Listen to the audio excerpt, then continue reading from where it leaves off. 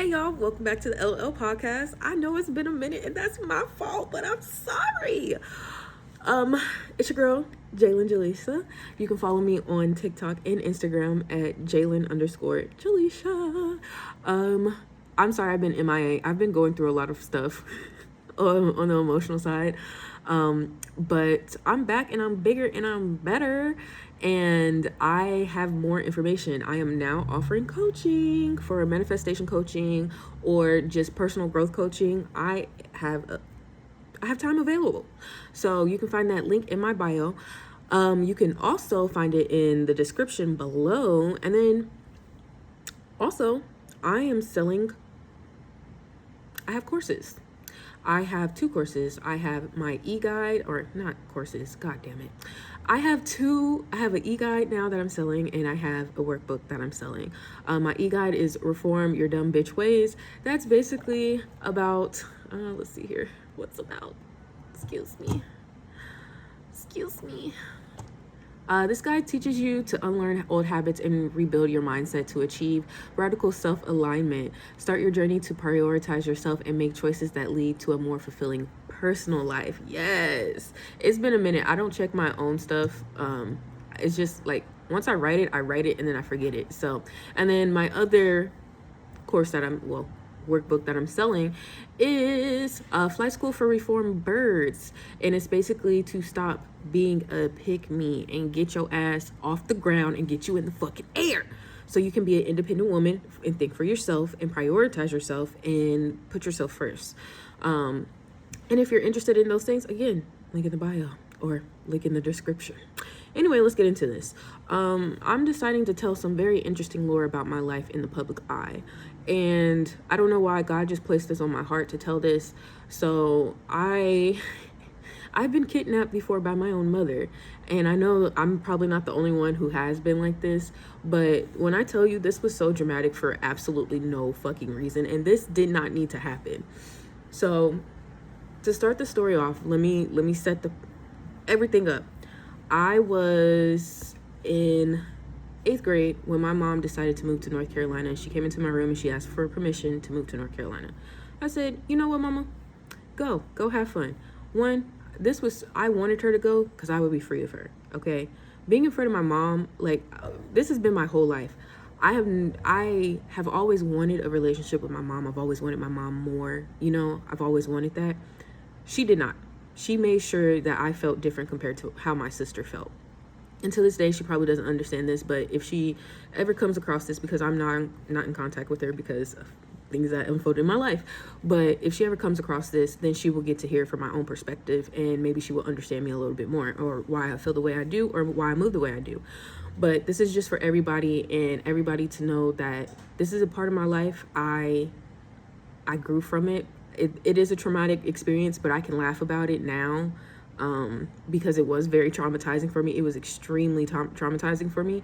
But I want other people to know, even though the situation happened to me, I am okay. I'm all right. It's just, decisions were made. So, like I said, my mom decided to move to North Carolina. Sorry, my window's open, not closing it. My mom decided to move to North Carolina when I was in 8th grade, and she came in my room and she asked me for permission to go, and I was like, fuck yeah, dude. Because the thing was, my mom was such a helicopter mom that she did not really give me any space for me to be me. I'm so serious. I had to be very, very small. I was shrinking at home. I could not be myself whatsoever. And that's what I'm saying. Even the person that my mom knows and who she thinks I am, that was never really me in the first place. And why was never me? Because I was never safe to be myself with my mom, which is very sad. So when she decided to move, it was a blessing. And I was going to go with her because I wanted something. I've never lived out of Kansas. So I was like, yeah, I wanted to do that. And then the end of 8th grade comes, and then my mom gives me for her, to me, it was a birthday party, but it was a going away party. I had a party bus. Everybody still talks about it to this day. But I had a party bus, and I had all my friends and everything, and just experiencing that party bus made me realize how much I really did not want to move away from my hometown. how I wanted to stay in my hometown and go to my high school, because it was very important to me, because at the time I was planning on going to UCLA. So it was very important to me to have my, my schooling all together. I did not want to alternate high schools. I didn't want to do any of that, because when I tell you I was so serious about going to UCLA, I started in 9th grade, and I was like, okay, I got to make sure my grades are good. I got to take these classes so I'm good at doing this and this and this.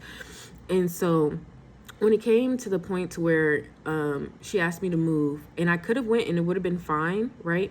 But I was just like, I want to go to school with my friends. And I told her that. So then I ended up spending that summer with her over 8th grade instead of staying home in Kansas. And when I tell you, she would be at work all day and I would just be home doing all this random shit. Like, I would be cooking, I'd be working out, I would be finding things to do, because I was in North Carolina. I didn't know anybody. I would be trapped in the house all damn day waiting for my mom to come home to go and do something. And this was mostly what my relationship was like with my mom, is I'll be locked in the house waiting until she returns, because I couldn't do anything. So after that summer and everything, freshman year comes, I have an amazing freshman year. Sophomore year comes, I have an amazing sophomore year. I go out, I have parties with, I go to parties, I experience things with my friends. I'm feeling like an actual teenager, and I'm safe, of course. My dad has no problem with me. I was living with my dad at this time, y'all. But my dad has no problem with me being a teenager and me having those teenage experiences. He always made sure that he met the parents. He made sure that I was okay. But I had a friend, she was my cousin actually. We've been friends since 6th grade. And let's not tell that story yet. We'll tell the kidnap story first. But yeah, so I had a friend that I would go over her house all the time, like all the time. Her name's Bailey. I'll be over Bailey's house all the time, like literally all the time. We would be there hanging out, doing everything. Like, I spent majority of my childhood at other people's houses. I spent most of my childhood at other people's houses because it was never safe at my house. And that's why I think I am so, like, if I ever have children, I would love to be like the safe place for when, like, those random kids that are always at your house. I was that kid. I didn't know I was that kid until I got older, but like, I was that kid. And I really don't mind being that mom, that parent to the random kids that need a meal, that want to feel what family feels like, because that was the first sense of a normal family that felt like it. And my mom was so pride struck on like tearing them down and tear their family apart that she would yell at me and be like, you don't think their family has fights? You don't think they get in fights? You don't think that they have problems? They have problems, Jalen. They have problems. Like, they have problems. And she was trying to just, at the time, I didn't see it. I didn't know what her issue was. That woman was just yelling at me. So now at my big age, I realized that it was insecurity. I realized that, and I've never said this to my mom before, but I realized how scared she is of being a mother, and how she doesn't have a lot of confidence in being a mother. And I didn't recognize that until last year. But she decided my junior year to move back to Kansas, but she moved to Kansas City, where she's originally from. So she moves there, and it's summer, and she's like, hey, why don't you come and visit me for the rest of summer before school starts? Now, before I went to go visit my mama, I went to go register for her. Was I registered for high school yet? No, I was already pre-registered. So like, everything was already set up, right? So in the state of Kansas, it's this thing, I'm sure it's like with every state or whatever, but it's this thing, like, if you register at one school, it unregisters you at another school because you're registered in a different part of the state. So school's about to start. It's the end of summer. It's about July, August, almost August. And I go up there. My dad drives me up there. It's like a 4.5 hour drive to get up there. And I go with my mom. She got into this brand new apartment. She has a one bedroom apartment. Mind you that, a 1-bedroom apartment. And it's a really nice place. It's really clean. It smells good. It's brand spanking new. Like, it's really, really nice. They have a movie theater. They have all the nice things. Like, she had all the nice perks and everything. It was so nice. I'm enjoying my time. I'm spending up there. My cousin's coming to get me, taking me to go get my nails done. I'm having a good time. All of a sudden, I come home one day, and I'm sleeping on the couch because that's where I was sleeping at, because, she only has 1 bedroom. And she comes and she looks at me. And it was the most scariest moment of my life. I've never Oh, I'm shaking. I've never been so fearful of my mother before until that moment, because it was so selfish for, like, it was so extremely selfish what she did. And I understand she's my mom, but I already had my whole life back in Kansas. What was I? I wasn't 17 yet. I was 16. I just turned 16, and she kept throwing in my face, "You're 16, you think you all that? You and your sister had the same thing, the same problem." And she kept saying that, and I was just like, I don't think my shit stank. I'm just sticking up for myself and prioritizing myself. And the thing is, I don't know if it's just like with black people, but they don't want you to stick up for yourself. I don't know. Maybe it's not just black people. Maybe it's just like, other, just all people, but they didn't want me to stick up for myself in this situation. But I did. I've always put myself first, and I've always made sure that my voice is heard. I have no problem speaking up for myself or stating what the real facts are. So we got in a really bad argument, and she told me that she was not going to take me back to back to Wichita, and that I have no choice but to stay with her and go to school up there. And she had nothing prepared for me at all. She was like, "You're not going anywhere. You're not going anywhere." So I end up faking like something's wrong, and she has to take me to the hospital. And I do that because I felt unsafe. And I wanted to tell one of the nurses that I did not feel safe with her, even though she's my mom, and she kidnapped me, but I wasn't allowed to. This is the most scariest part, and I want y'all to really understand how abandoned I felt. Whew. I called my dad, and not to mention, she took my phone away. She took it away.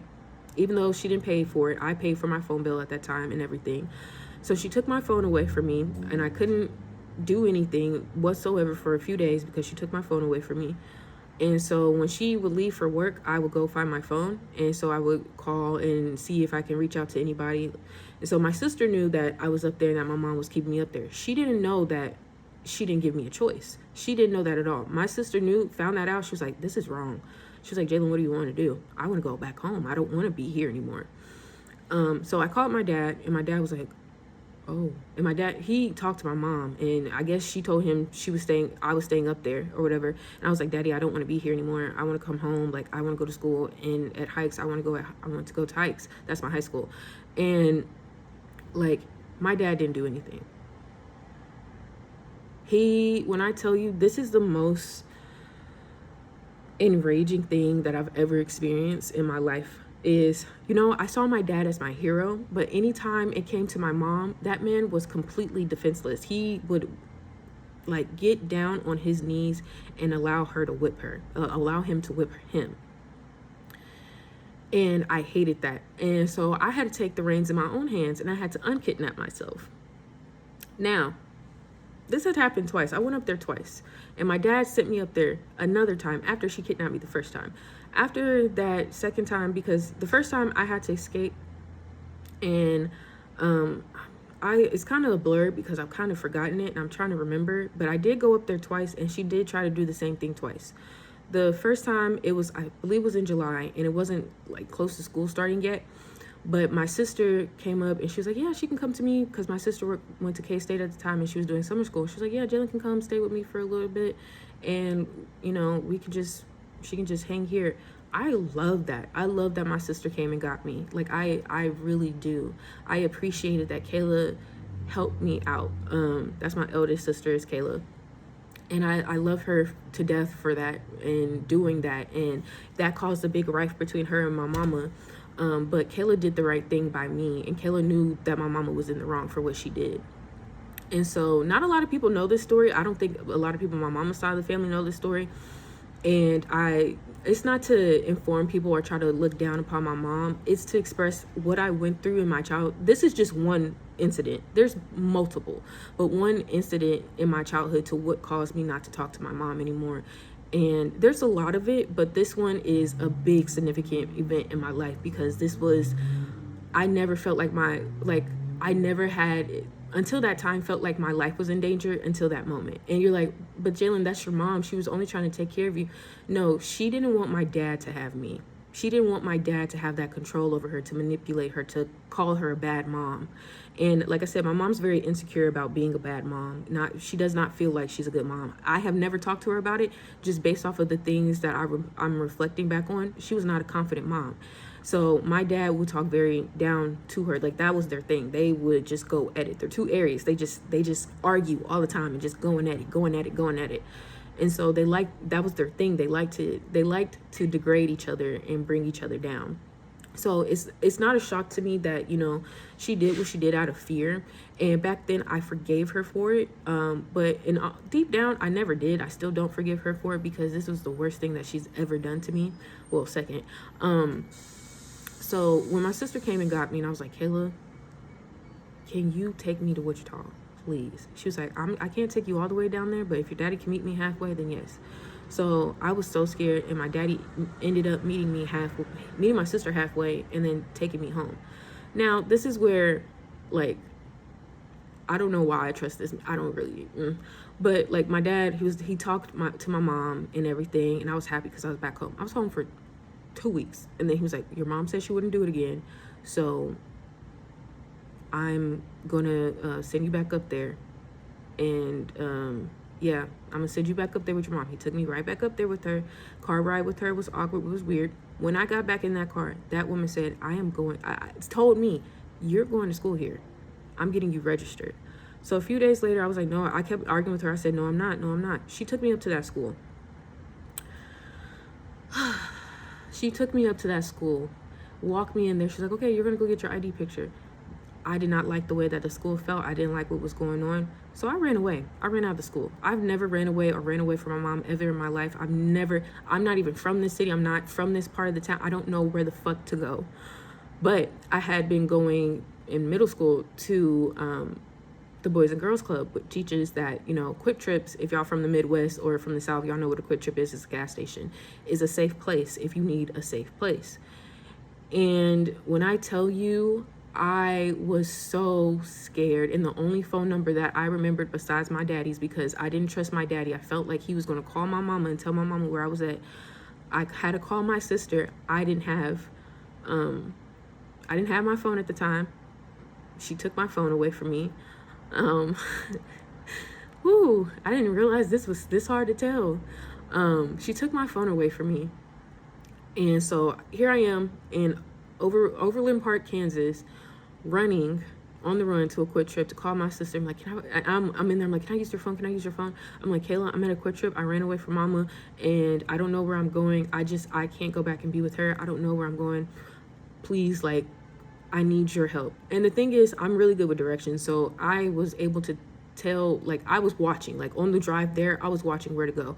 I had my hand on the buckle and on the door at the same time. I was ready to roll out of there. Like, I did not care, because at that moment, she put my life in danger. That's because I was so focused on school and focused on getting out. Like, my whole goal since I was 8 years old is to move the fuck away from my family and get away from them and just have a safe life, because I was already so traumatized.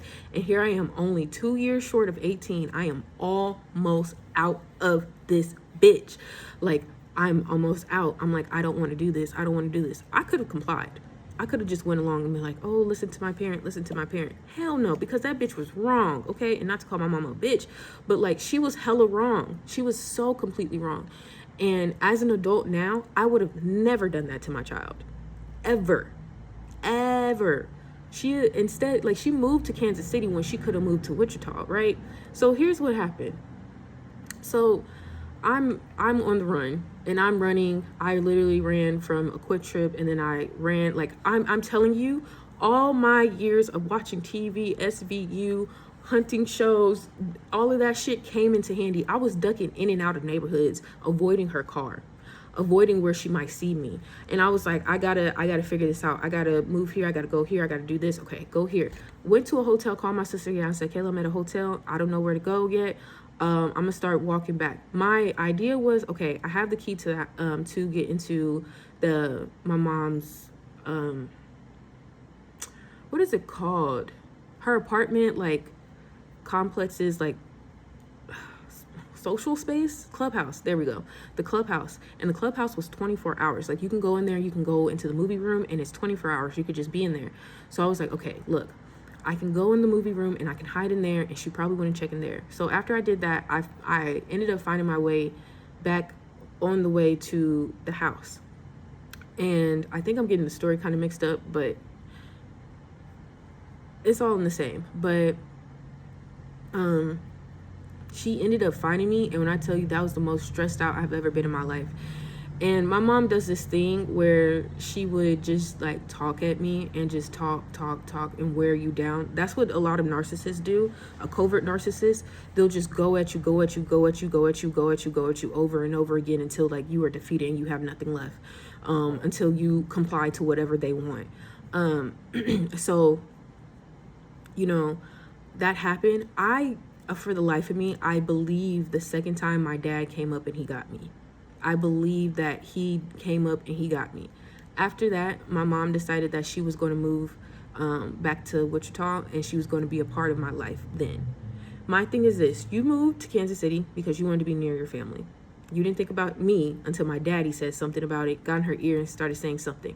You had the choice, and the thing was, my mom and my dad had a really bad relationship, so that's why she didn't want to be near him. That's why she moved to North Carolina in the first place, because my father.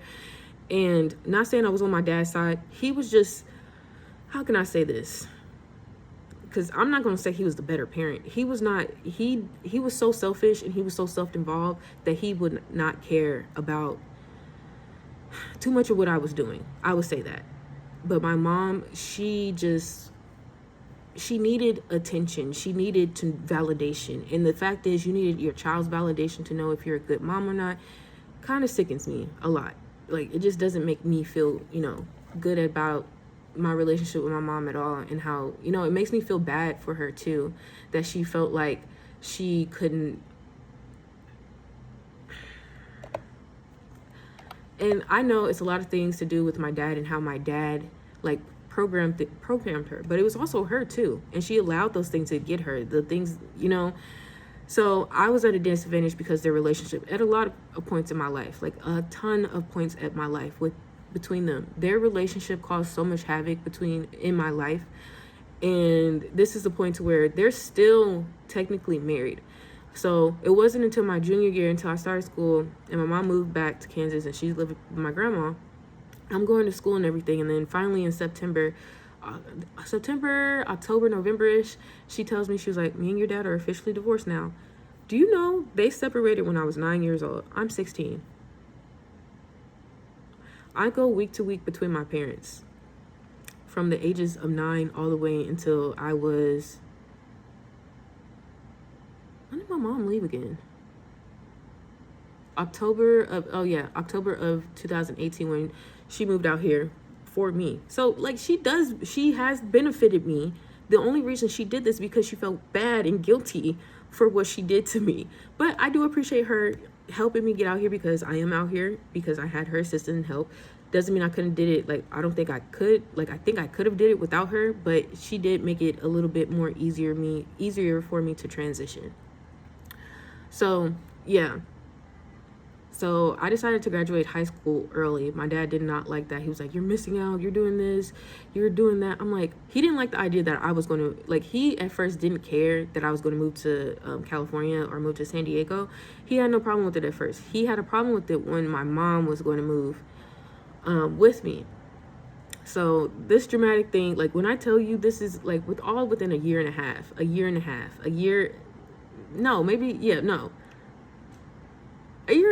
almost 2 years. So yeah, closer to 2 years. So all of this happens. This is like the most dramatic part of my life. And I don't know why I had to fight my parents for me to live my life the way that I want to. But I think parents have such a hard time seeing kids as their own individual. And I really do believe that is one thing that was lacking in my family, was because I really do believe my family has an enmeshment. And it's just hard to separate yourself. I've always been the one who's very hyper independent. I've been like that since I was a child. I always wanted a relationship with my mom, but she has always pushed me away. She has always had more of and I don't care. She could say this is wrong. My sister can say this is wrong, but this is how I feel, and this is my feelings, and this is my platform, so I'm going to say it. She's always had like a better connection with my sister, not because of anything I did, but because she treated us differently. And she said that was one thing that she didn't want to do, that her mom did to her, but she didn't realize that she was doing that, and that I recognized that. And I'm sure my sister Kayla recognizes that as well. I was treated so much differently than my sister. Punishments were so much harder on me. things were so much harder on me. Situations were so much harder on me. And I believe it was like last year I had to realize my mama hated my fucking guts. And she hated me. And even though she will never admit it, she probably won't say it. She probably will say that she didn't like me when I was a teenager or as a kid or as a person. I don't know. But she will never admit it. But she hated me. You have to hate somebody the way that she treated me. And I really know it has a lot to do with my father. And I know that my parents have a lot of resentment towards each other. And a lot of that resentment comes back on me. And because of their relationship. And so all this to tell is like other shit happened where when I moved here, but you know what? I'm gonna keep that for another story time. Because Jalen lore is out of this world, especially when I was younger. But for everybody thinking that I had an amazing childhood and it was so great, I had both a mom and a dad in the same household. No, I didn't. I had that for like 8 years. Like literally, we came to California for my spring break when I was 8, and then 2 months later I was 9, and then a couple months later my parents were divorced, or they weren't divorced, they were separated, and my mom moved into a different apartment. So yeah. Jalen lore is something. And I can laugh about it, even though it's very traumatizing to remember and bring back up.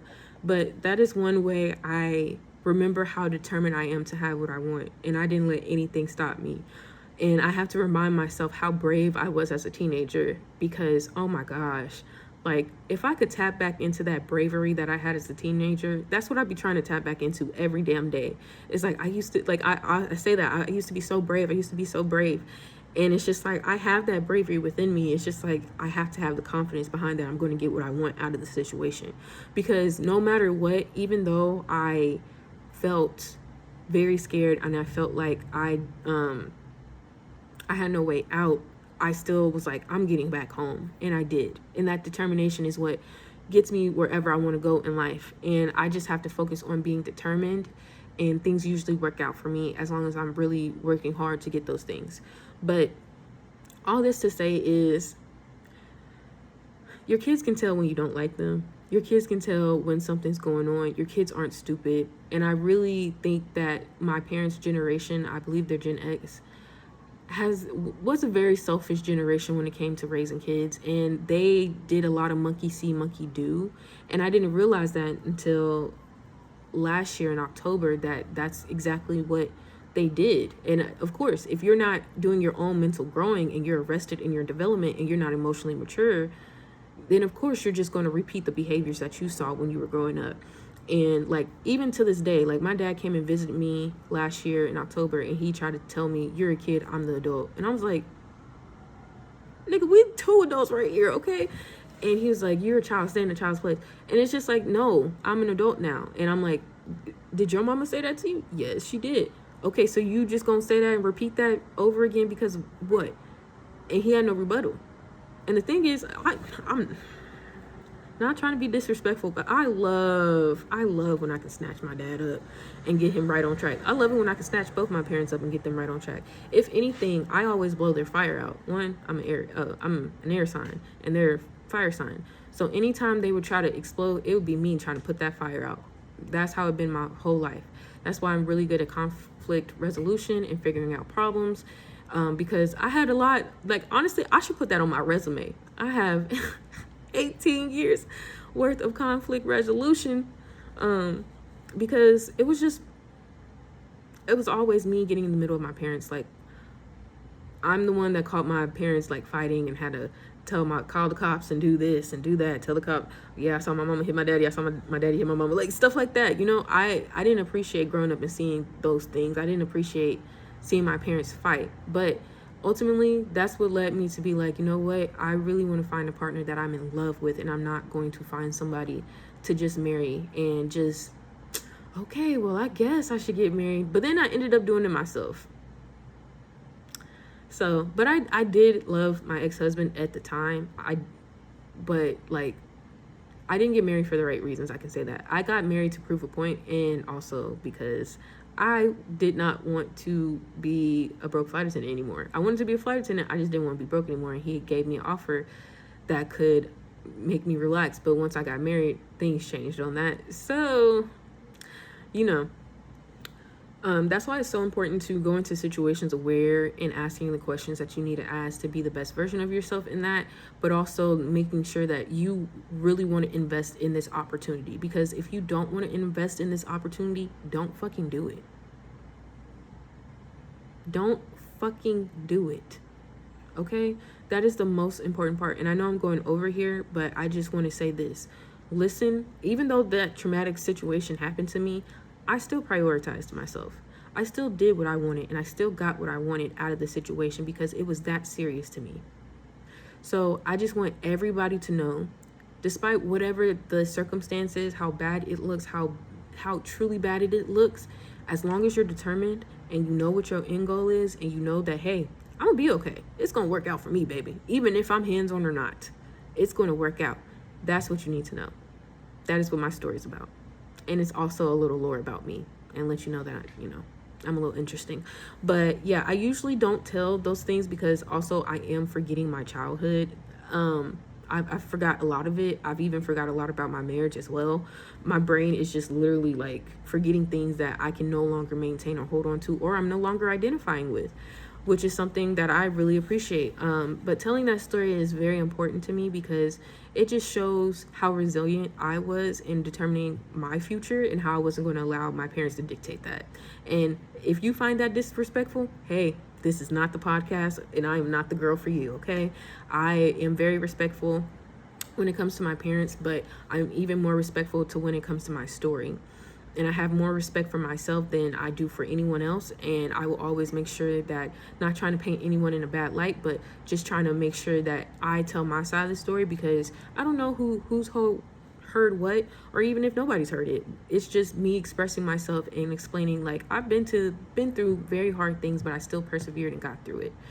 And sometimes we need those stories to remind us, and maybe this is even a reminder to me, to remind us that we can persevere through even the hardest situations.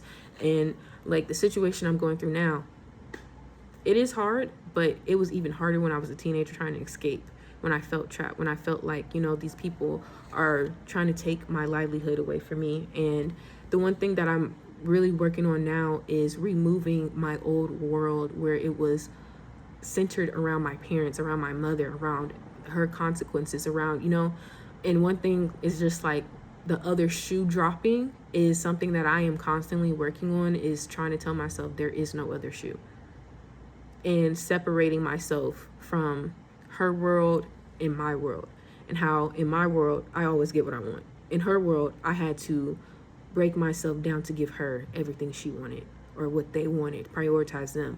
And this is something I really want y'all to know. Even if you're young, I would say more of a teenager, not really a young child, but if you're a teenager, like on the precipice of being 18, stand up for yourself. Don't be disrespectful now. Don't get too disrespectful now. Stand up for yourself. Figure, if you need a way out, figure that out. Find trusted adults. Find people that care about you and who want to help you, who love you. That's all I can say. So with all that said, thank you for coming back for episode 6 of the podcast. Again, y'all can follow me on Instagram and TikTok at Jalen_Jaleisha.